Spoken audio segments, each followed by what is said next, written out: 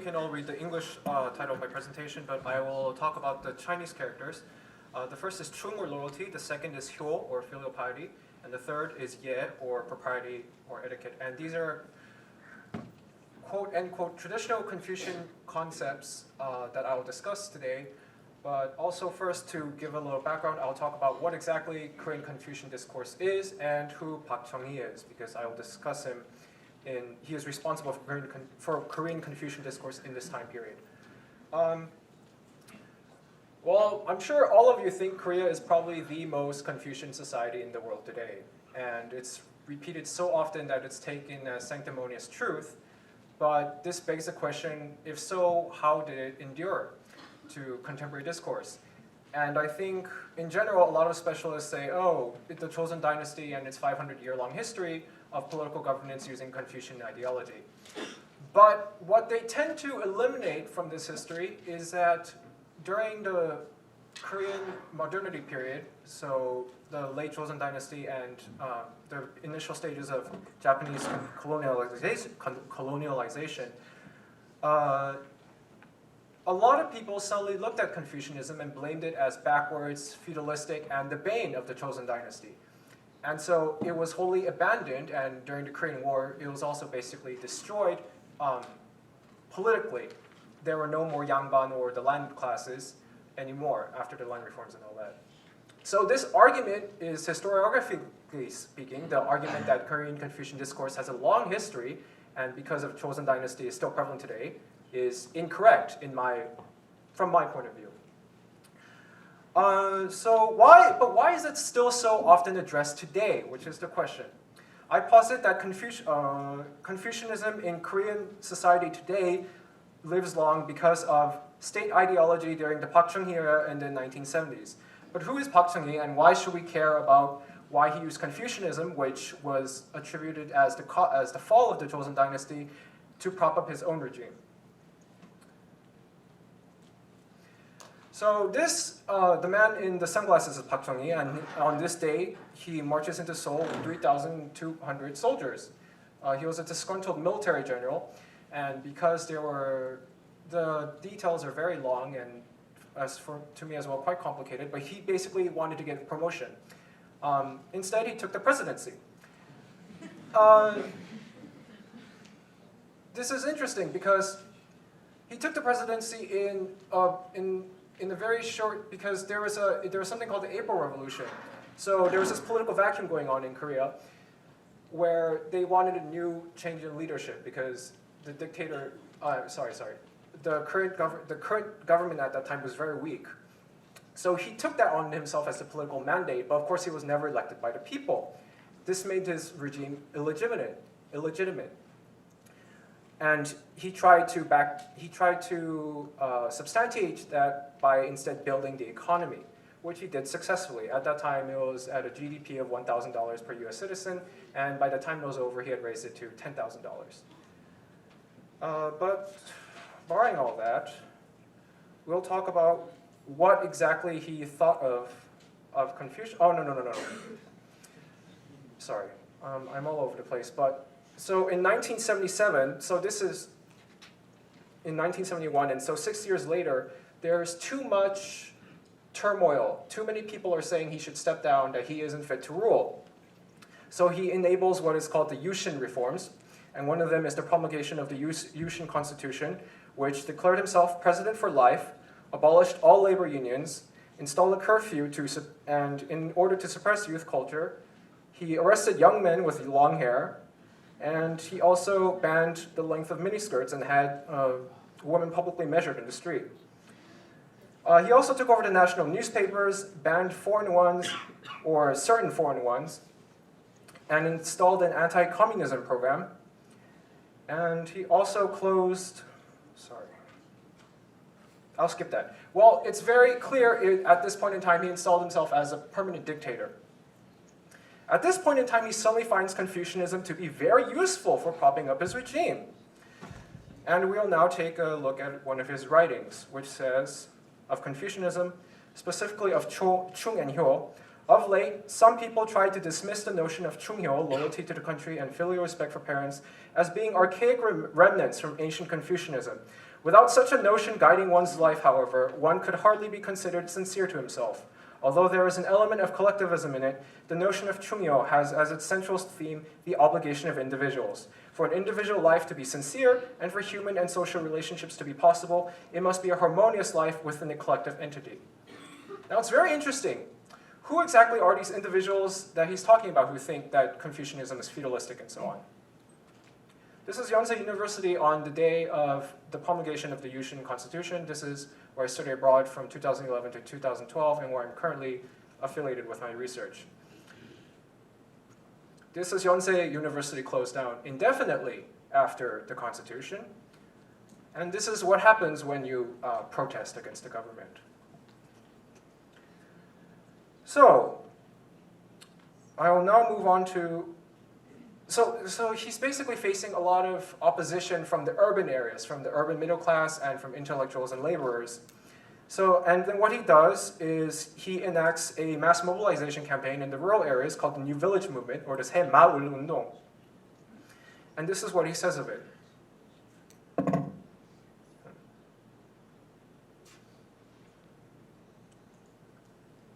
By rejecting extreme forms of individualism and materialism that any rapid economic development and urbanization are apt to create, the New Village Movement tries to seek a more humane and compassionate society that encourages love and dedication to the improvement of the collective life. This is why the New Village Movement is giving rise to the New Spirit Movement, 새마을 운동, another social campaign. Now, who exactly did he make to lead this new social movement? I hope all of you can recognize who this is. Otherwise, you're going to have to brush up on Korean modern politics very quickly.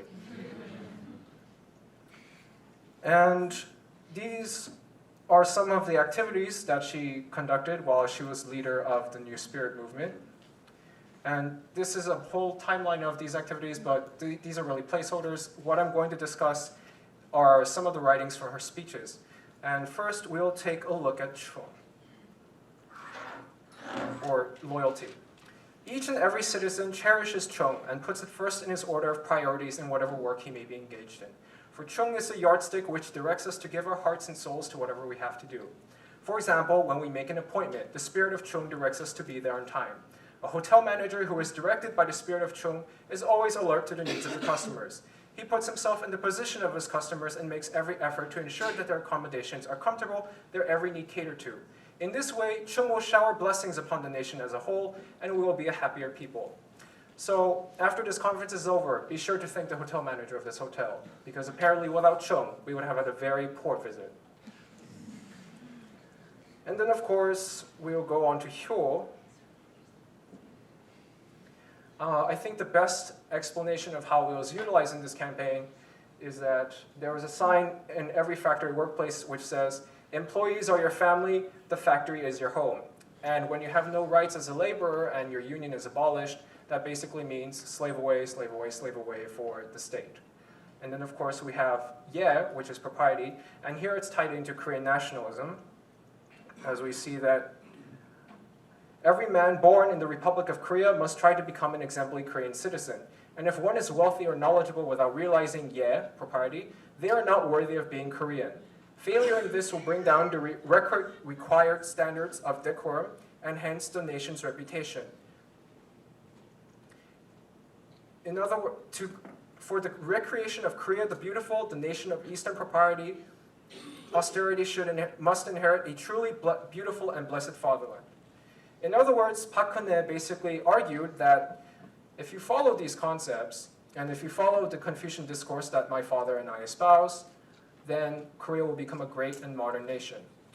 And in other words, for the opponents of the state, such as the students, the intellectuals, the laborers, and later the urban middle class, do not protest our regime. Who was subjugated to this propaganda, or who were the most susceptible targets? Oh, this is a book of her speeches. Children, congratulations, Leo.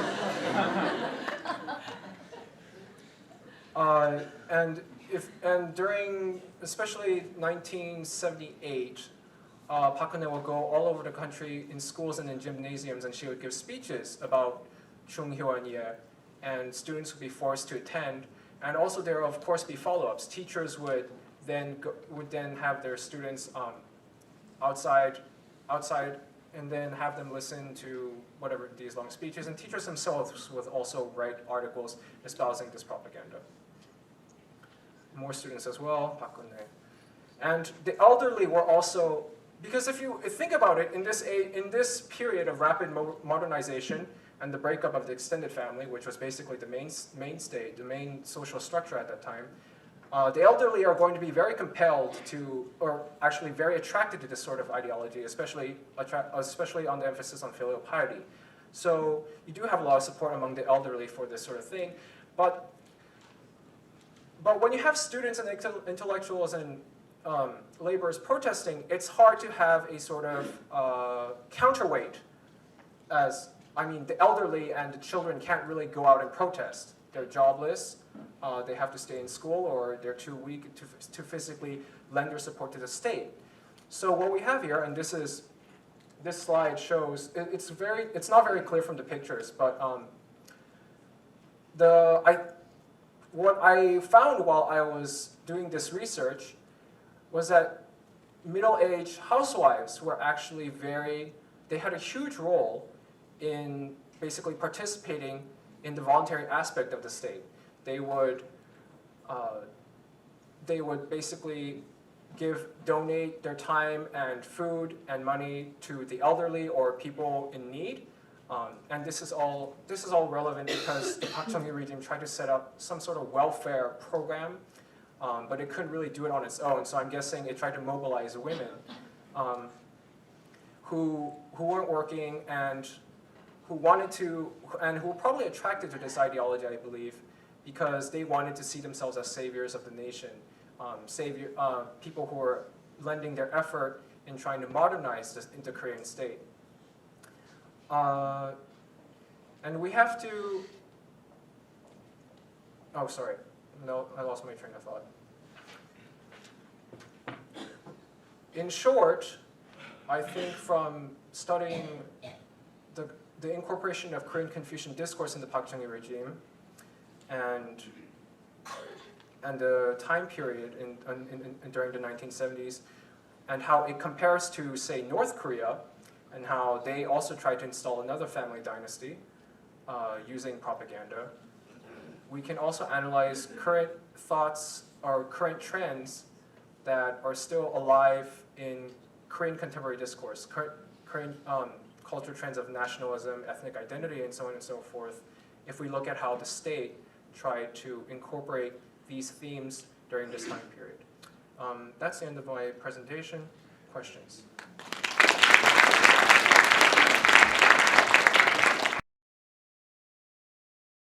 Right. If a ruler is unjust, he should be overthrown. Did Park Chung-hee address that? No. No.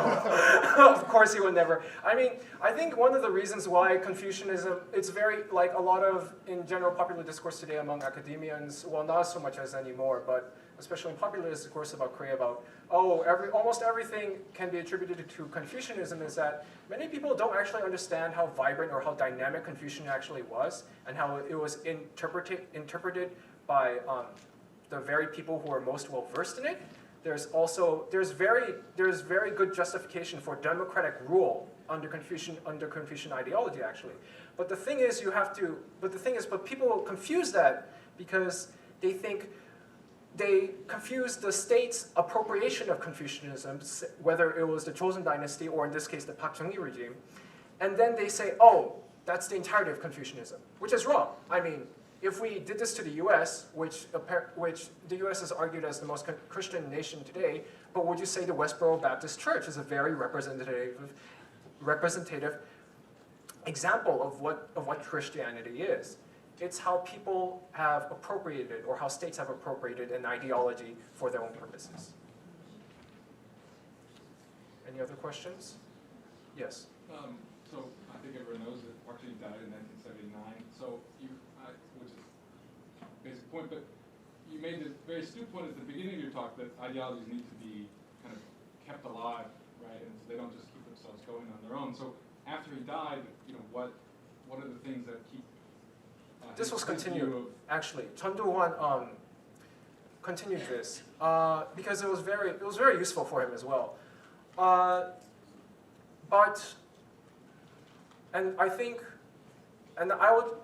cheat and I'll try to talk about what exactly the influence of this was, the influence of this movement was. I used magazines, the New Spirit magazine, which was a monthly that they published during this time, to try and analyze like how big of an effect it had. It's very interesting. There are no publication numbers mentioned in any of the magazines. There's a quote which says, so who do you think should be and this is a hypothetical question that they're asking. I was confused because I thought, am I reading this right? Who do you think should be the target demographic for this monthly? And the people who had turned in the answers to these questions were the housewives who were reading them. Also I have to emphasize the state aspect of this program. They had installed offices to propagate this sort of thing. Like the housewives would go and work in these offices. And at the end of the magazine, you would have like, contact us here, contact Kim XXX, Kim Jong-un or whatever, at 02 ... But they had asked the question, what do you think should be the target demographic? Which is not what the target demographics are, but what is your ideal readership? And people say, oh, I think we should have 20% students and 20% teachers and percent for everybody else. So I don't really think, if I were to make another comparison, it would be like I was reading a bunch of like Fox News articles or something like that. Like ideologically it's very strong, and the people who adopt it believe in it very strongly, but it's only a very highly opinionated minority. But what's interesting about it is that these women were basically mobilized for this. And I'm not sure how intentional this was, but if you look at the organization's names, and when I mean saviors, I do mean literal saviors, because the biggest organization name was 여성 구국 봉사단, which could be translated as the Female Volunteer Corps to Save the Nation, with 구국. Although that's not a very exact translation, but it could be said that way. And then of course you have other volunteer corps. You have like quote unquote volunteer corps. You have an entertainer or 연예인 volunteer corps, which would be kind of like the Running Man of today being told to like hold performances espousing this ideology, or very old people who also do volunteer work, although I'm not sure how practical that was, and so on. So there were a lot of branches, and the state poured a lot of money and time into doing this. The question is, did this breach the mainstream society? And I would argue, of course, no, because Park Chung-hee died, and then Park Geun-hye didn't really have a choice anymore except to step down from this leadership role. And so. But in terms of ideology, I think it did very well to position it into the centerpiece of Korean society, because Confucianism is still always addressed today. I mean, it's the ghost that no one can really, it's the elephant in the room. I have time for more questions, but if no one has them, I think I should end it here.